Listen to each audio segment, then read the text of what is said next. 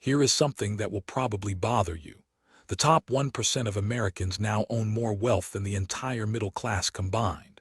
And the top 10% of households own nearly 90% of all stocks in this country.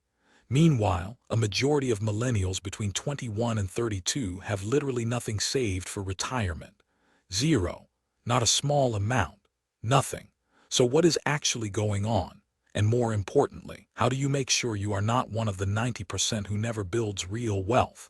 I want to be clear about something before we go any further. This video is not about blaming you. It is not about making you feel bad for where you are right now. What I want to do is walk you through the exact reasons most people stay stuck financially, because when you understand the real causes, you can actually fix them. I have gone deep into the research on this. We are talking behavioral finance, real data, expert analysis, and psychological patterns that most people never even hear about. By the end of this video, you are going to know exactly what is holding you back, and you are going to have a clear starting point to change it. Let's start with the single most important thing I want you to hear. Most people do not fail to build wealth because of their income. They fail because of their behavior. That comes directly from the financial editorial team at Shares Investment, who published research stating that what holds people back is long-term financial habits and decision-making patterns, not their paycheck. That sentence should stop you in your tracks, because most of us spend years waiting for a raise, a better job, or some financial windfall before we start taking our money seriously. But the data says that is not the issue. Think about it this way. You probably know someone who earns a great salary and still lives paycheck to paycheck. And you might know someone else who earns a modest income and is quietly building real savings. The difference is almost never the income number. It is what they do with it consistently over time. So what are the behaviors that actually destroy wealth? Let me give you the big ones. The first one is what behavioral economists call present bias. This is your brain's tendency to prefer a small reward right now over a much larger reward later.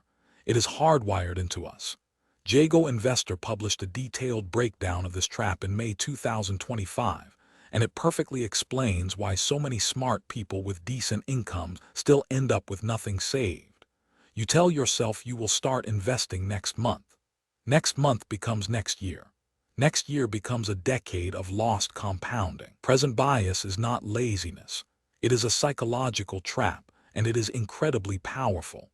The practical fix for present bias is to remove the decision entirely. You do not want to rely on willpower every month to invest your money. Automate it.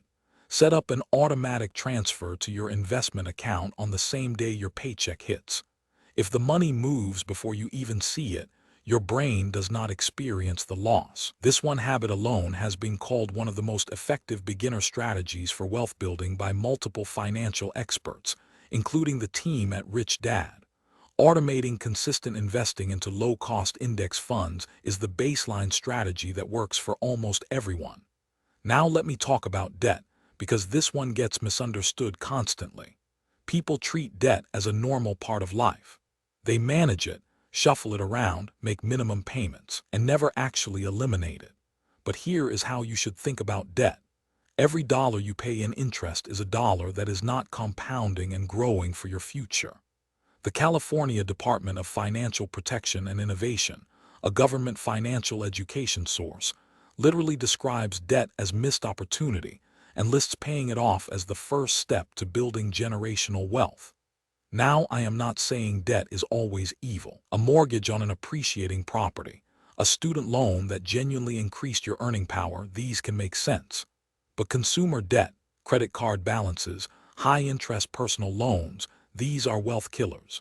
If you are carrying a credit card balance at 20% or 25% interest, paying that off is the equivalent of getting a guaranteed 20% return on your money. There is no investment that reliably beats that.